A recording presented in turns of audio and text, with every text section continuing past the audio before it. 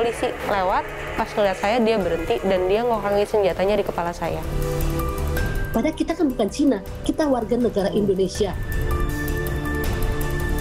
Korban diperkosa selama 9 jam di dalam taksi, itu traumanya luar biasa. Berkas penyelidikan Mei 98 belum sampai pada tahap keadilan dan pemulihan korban itu bisa ditegakkan.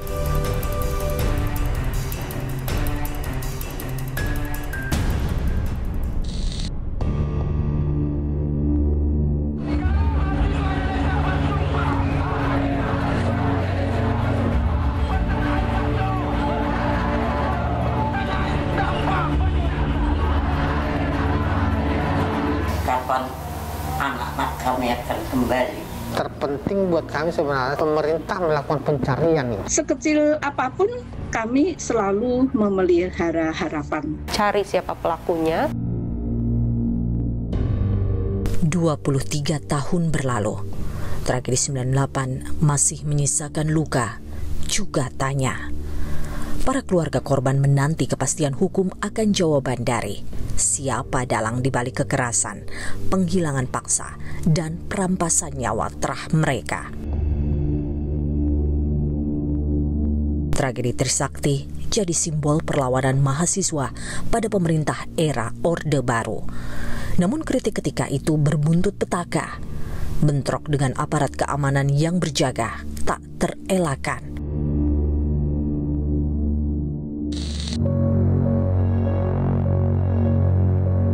Jepretan karya jurnalis Kompas Julian Sihombing jadi satu potretnya.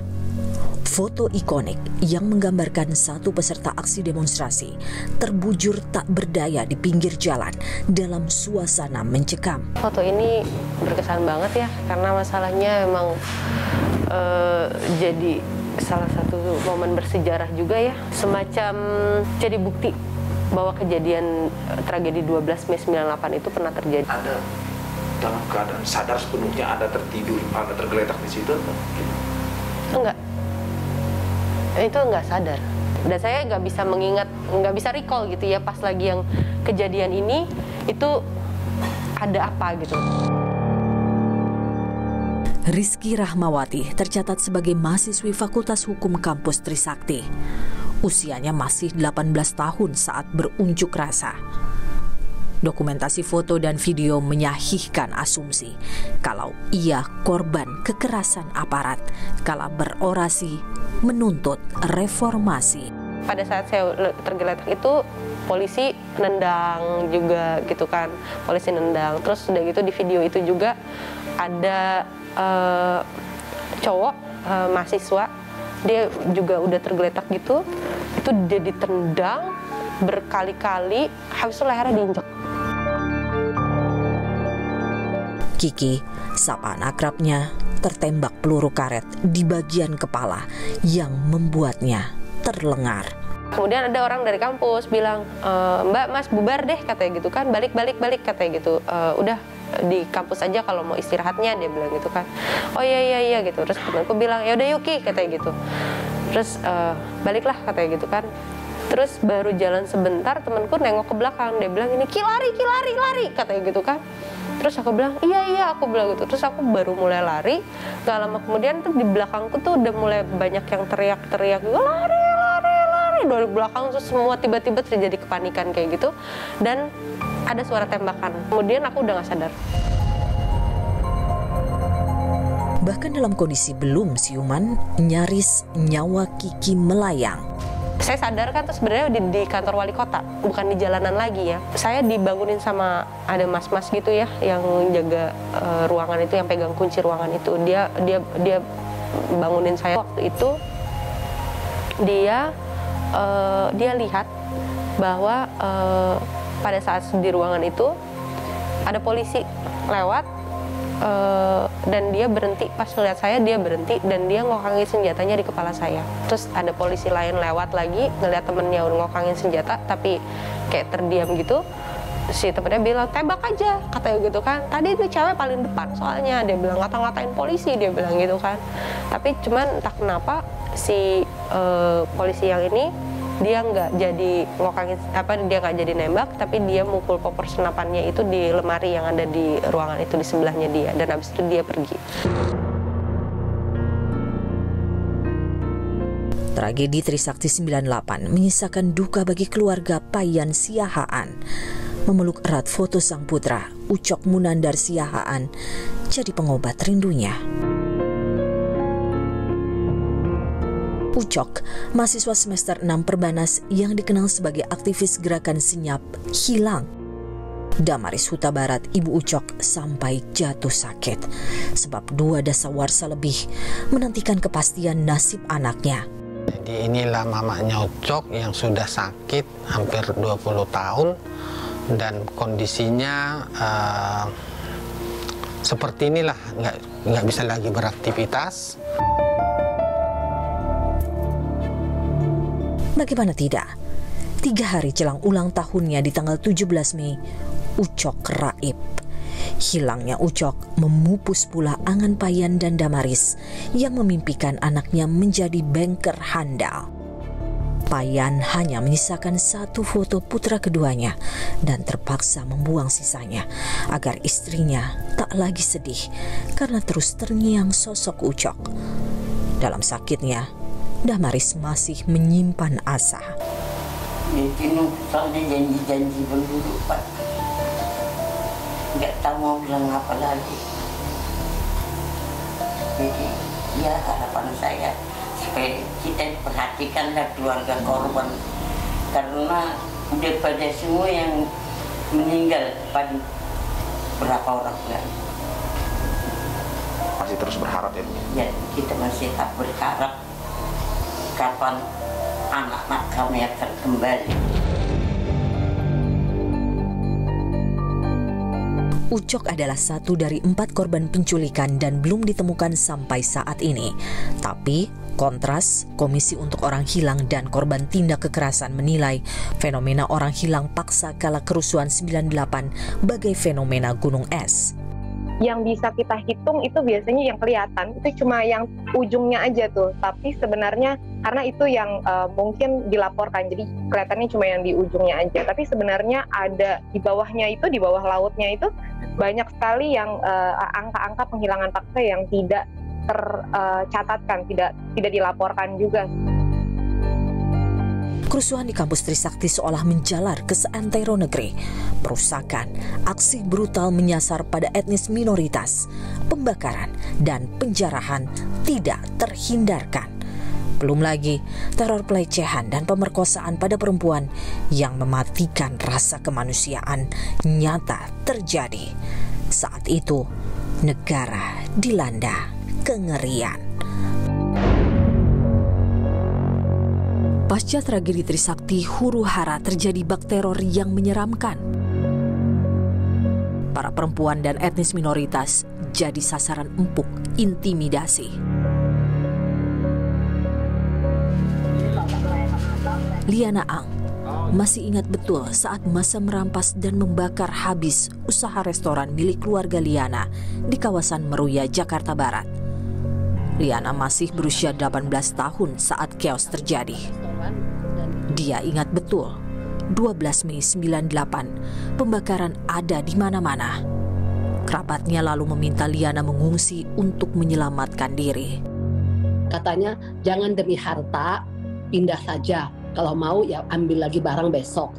Terus malam itu juga sekitar jam 9, jam 10, kita hanya membawa paspor dan perhiasan. Keesokan hari, tiada upaya yang bisa Liana lakukan saat ingin menyelamatkan harta bendanya. Si jago api yang sengaja disulut massa melahap kanan kiri rumahnya dan perlahan merambat pada kediaman Liana. 13 pagi sudah penuh jalanan oleh nggak tahu massa yang dari mana yang kita tidak pernah lihat wajahnya. Itu ada 2 truk diturunin. Kejadian begitu mengerikan, saya nangis sehabis-habisnya. Liana juga menyaksikan tidak hanya bangunan saja yang terbakar. Nyawa manusia pun terenggut paksa karena keberingasan massa. Paling nggak Tuhan, saya masih ada nyawa. Saya akan bisa cari uang, bisa dicari dari mulai lagi. Sejak saat itu, Liana enggan menetap di Indonesia. Australia jadi negara tujuannya mencari suaka. Dia pun menikah dengan warga negara setempat dan kini sudah 21 tahun menghabiskan hidup di sana.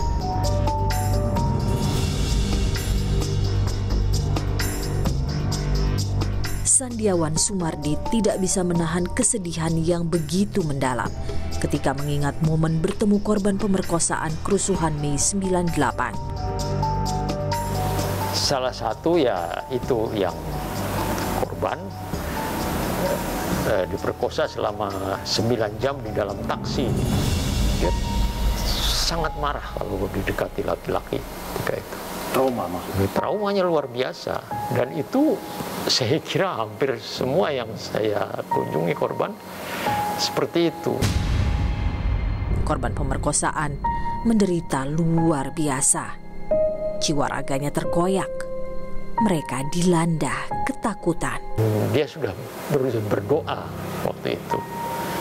Tapi kenapa kok masih saja saya diperlakukan begitu?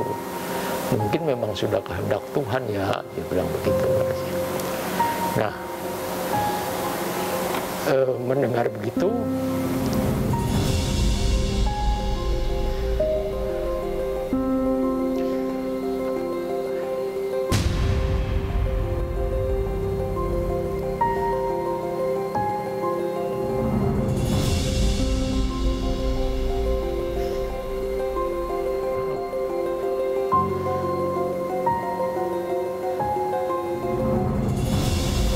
saya shock sekali. Ita Martadinata Haryono jadi simbol ancaman dari upaya penyingkapan tragedi pemerkosaan 98. Ita Martadinata keturunan etnis Tionghoa, penyintas perkosaan. Ibunya seorang aktivis Buddha. Dia diruda paksa saat berusia 18 tahun. Sehari jelang keberangkatan ke markas PBB untuk memberi kesaksian, ia dibunuh secara keji.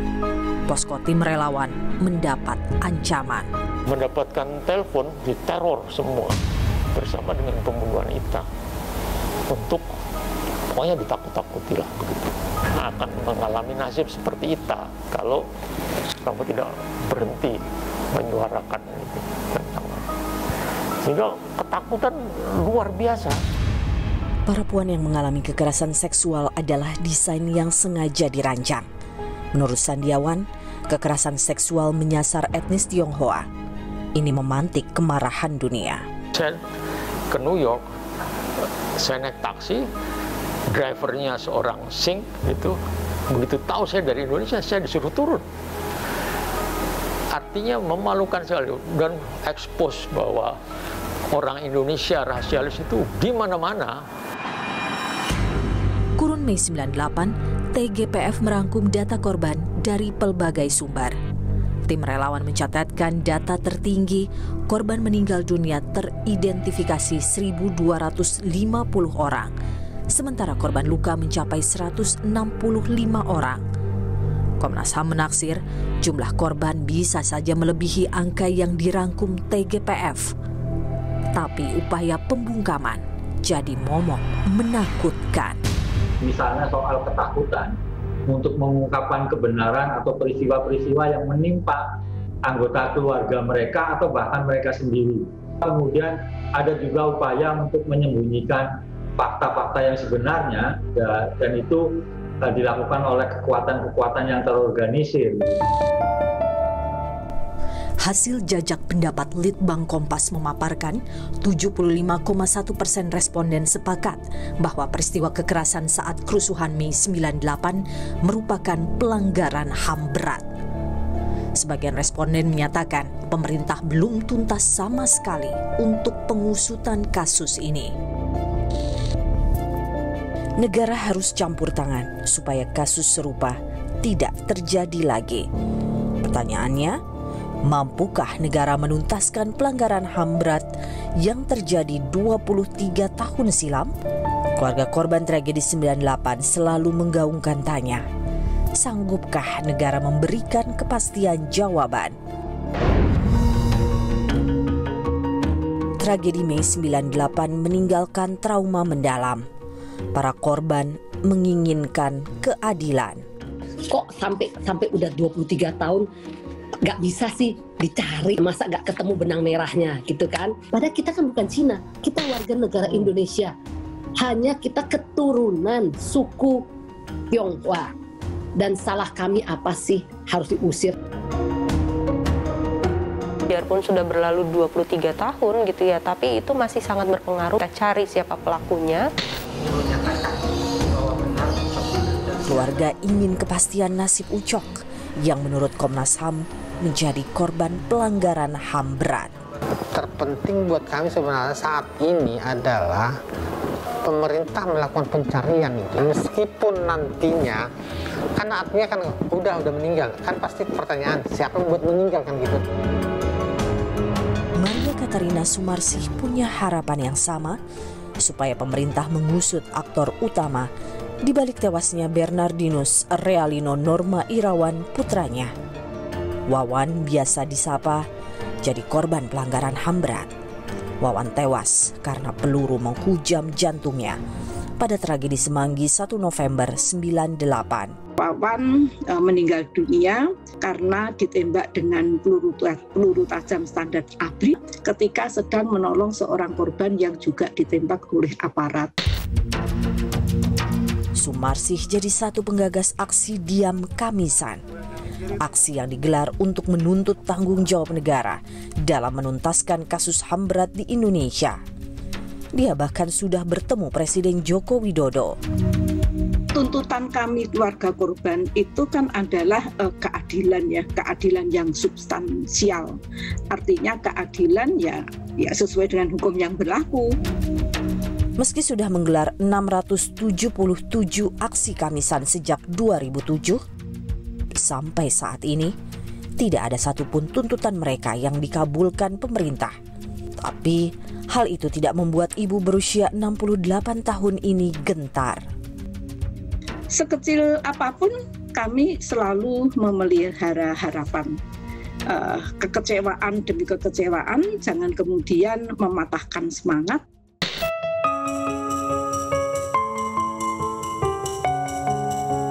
Merangkum lini masa pengungkapan peristiwa tragedi 98 oleh Litbang Kompas, sejak 98, pemerintah berupaya mengusut kasus tragedi kemanusiaan ini.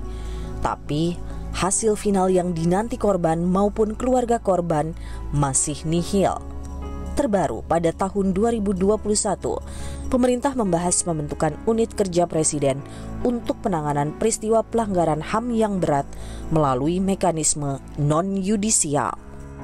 Pemerintah tidak ikut cawe-cawe terhadap apa yang dilakukan proses penyelidikan dan penyidikan. Pemerintah juga memiliki kewenangan untuk menyelesaikan dugaan pelanggaran hak asasi manusia yang berat itu melalui mekanisme non-yudisial. Tapi pembentukan unit kerja presiden mendapat kritik tajam. Nggak ada transparansi juga ke publik. Intinya apapun tim yang dibentuk, toh kita ngelihat nggak ada kerjanya terkait dengan penyelesaian kasus.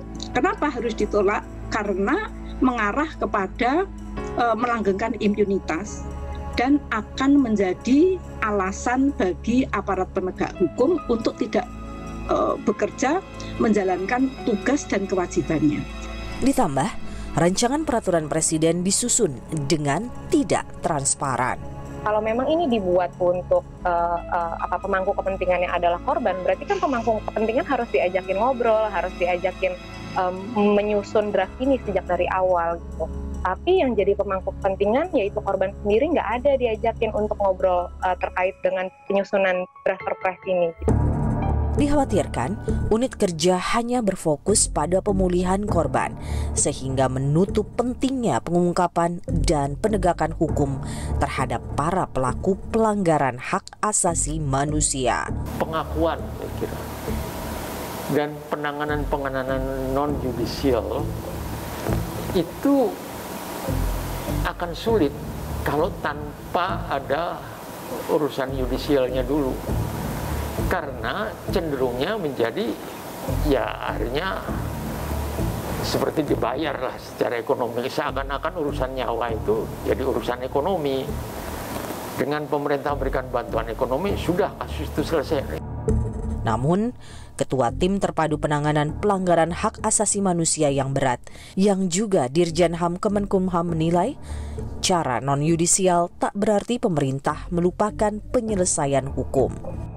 Kami, tim atau nanti kalau disahkan oleh Presiden, tidak mengkait-kaitkan dengan upaya yudisial. Kalau sudah diselesaikan secara non-yudisial, persoalan yudisial mau jalan terus, itu adalah kewenangannya Komnas HAM beserta Kejaksaan Agung.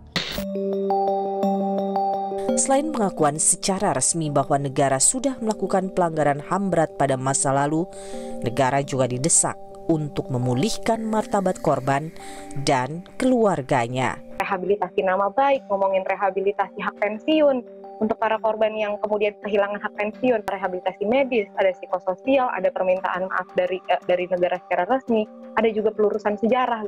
Jaminan bahwa peristiwa yang sama itu tidak terulang kembali. Ini juga harus ditegaskan oleh negara supaya apa? Supaya keluarga korban atau korban itu merasa aman. Lantas apa yang harus dilakukan negara dalam mengungkap kasus HAM berat di masa lalu? Pertama adalah pengadilan HAM. Ini udah ada undang-undangnya, nggak perlu bikin undang-undang baru lagi. Yang kedua adalah pengungkapan kebenaran. Korban tragedi 98 sudah menanti lama keadilan atas penuntasan kasus pelanggaran HAM berat, dan negara punya tanggung jawab menghadirkannya. Pengungkapan kebenaran ini kan bicara soal siapa yang membuat kebijakan di belakang meja, maupun juga siapa yang kemudian menjalankan perintah-perintah itu di lapangan yang berhadapan-hadapan langsung dengan massa, dengan orang-orang, maupun juga dengan perusuh maupun penjara. Itu yang saya kira secara sederhana pengungkapan kebenarannya.